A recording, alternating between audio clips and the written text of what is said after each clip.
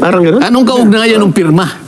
Oo. Anong kaugnayan ng pipirma at hindi ayaw pumirma? Doon sa report. Wala namang kinalaman yun eh.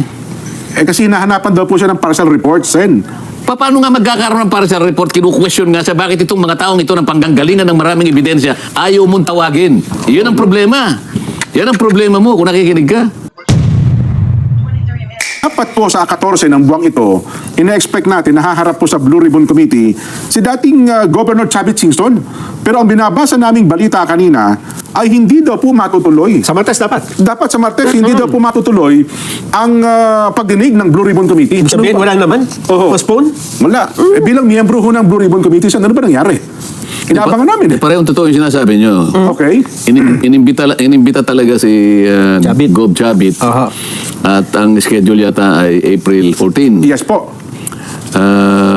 At totoo rin na sinabi nyo na dinifer yun until Opo. further notice. Okay. hirap.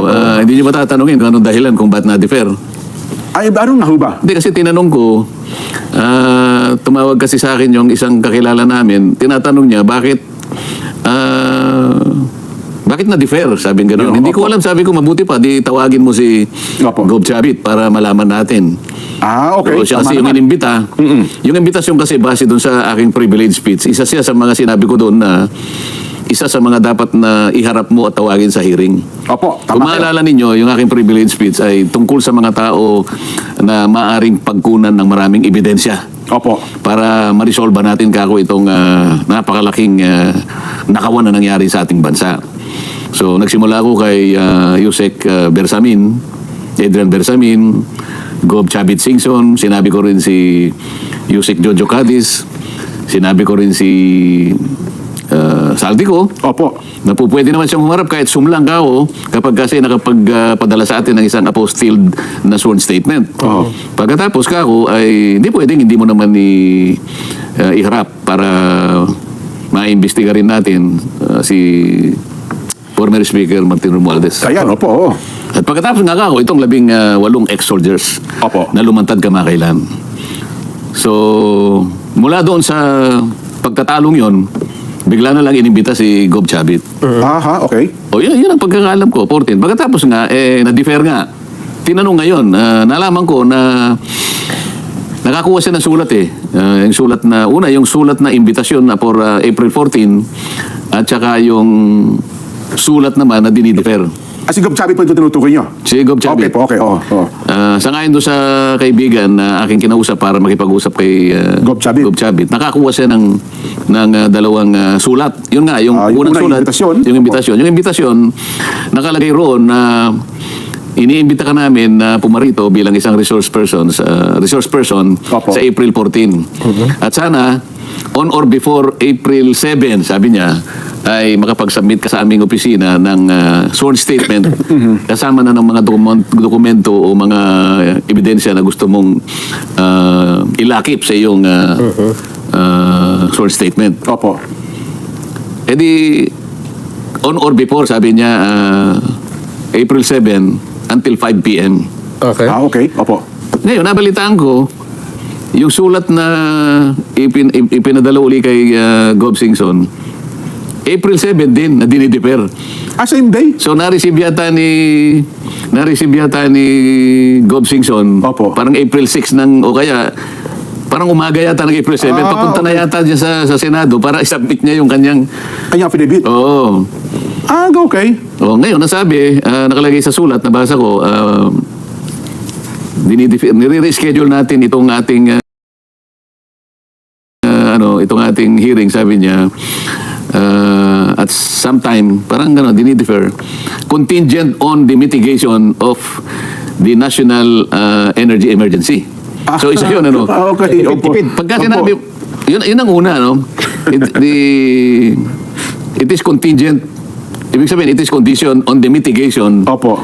of the national energy emergency.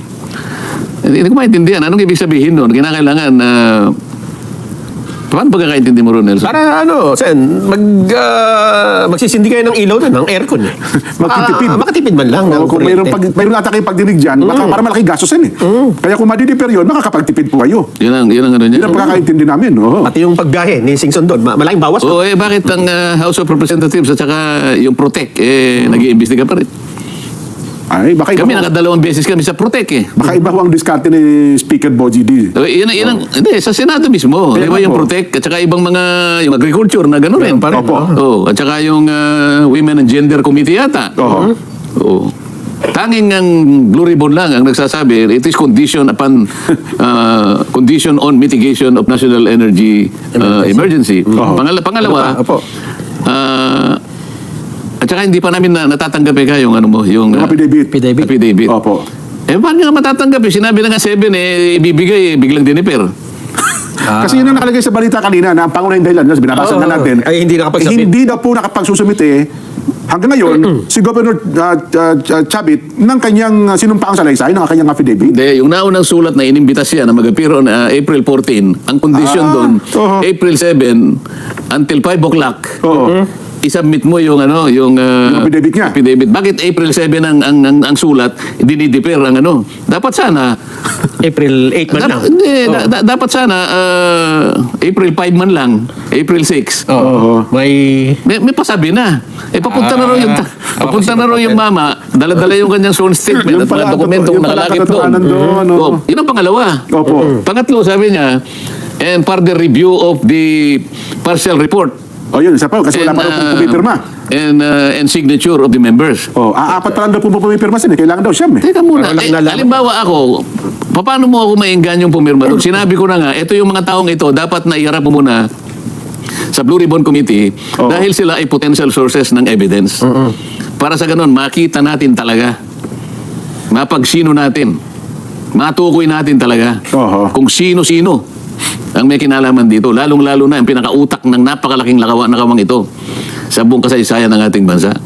Ako, yun pala. Hindi pa nga, si Chavit Singson pa nga, ang nailin niya pagkatapos dinifer pa. Oo. Inaasahan mo ngayon na pipirma yung mga kasama natin. Yun na nga. Ayun.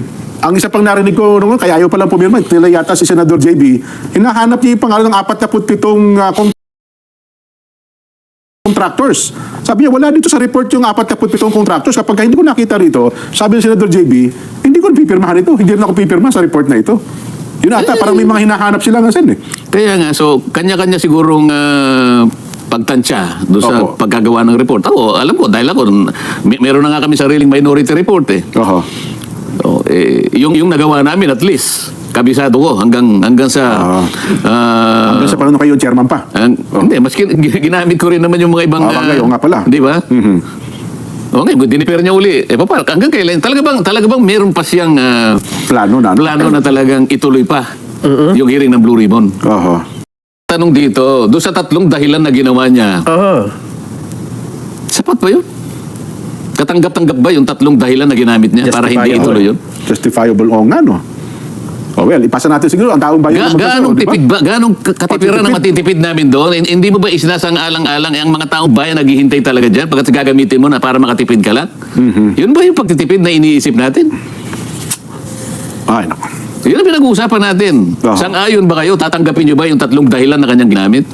Una, pagtitipid. Oho. Pangalawa, hindi na Isasubmit sana nung mama eh. Hindi na sabi yung affidavit. Bakit April 7 mo, dinate yung sulat mo? Samantalang yun ang deadline niya hanggang alas 5, hanggang alas 5 ng hapon. Ganun. Sabihin, maaga pa lang alas 7, natanggap yung sulat. So, yung sabihin, Di sana, nung gabi niya pinadala. Kahit na April 7, pero gabi. nako, magagalit si Gob Chavit niya. Tapos na dapat yung kasi siya deadline. pa nga raw nakiusap, di ba? Pumunta pa siya ng Senado sa tanggapan mismo, sa chairman ng Blue Ribbon, para sabihin sa ipayagang... Pati nga ako kinapiparnis niya eh. Nung sulat niya Oo. mismo. Yun pala, oh. Nako. Yun na nga, ang unang... Yun ang ikomentuhan nyo. Oo. Katanggap-tanggap ba yung 3 dahilan na kanilang ginamit? Parang sa akin, Seth, parang pagdadahilan na lang po yun. Hindi ko katanggap-tanggap. Palagi mo siguro. nagdadahilan. Ano ngayon ang inaasahan ng taong bayan? Parang ayaw talagang mapakinggan Oo. ang mga sasabihin. Parang Oo nga. tapos na. Ano para sa taong bayan ngayon? Ganun na lang ba? Kontratuhin mo yung taong bayan? Ayun. Hindi ba nyo nakikita yung bigat ng kanyang pananagutan na dapat sana ang unahin mo yung kalagayan ng taong bayan na naghihintay dahil sa nangyari nga. Kasangkot sila rito eh. Totoo po. Pera nila eh. Kinabukasan nila ang pinag-uusapan dito. Oho. Pagkatapos magdadahilan ka ng kung ano-ano lang. Mabigat ito, sir. Ano ha? Kaya ang tanong dyan, Oho. mag-i-hearing ka pa ba? Parang hindi na. Ha? Parang ayaw na po ako sa tingin ko, sir. Ano ba nakalagay? Indefinitely? Parang gano'n? Anong kaugnayan ng pirma? Oo. Anong kaugnayan ng pipirma at hindi ayaw pumirma? Doon sa report. Wala namang kinalaman yun eh. Kasi hinahanapan daw po siya ng partial report, Sen. Paano nga magkakaroon ng partial report? Kinu-question nga sa bakit itong mga taong ito ng pangganggalingan ng maraming ebidensya ayaw mong tawagin. Yun ang problema. Yan ang problema mo kung nakikinig ka. Oho. Ayun, edi malamang. Baka lalo na hindi mo magpatawag yan ng pagdinig ng Blue Ribbon.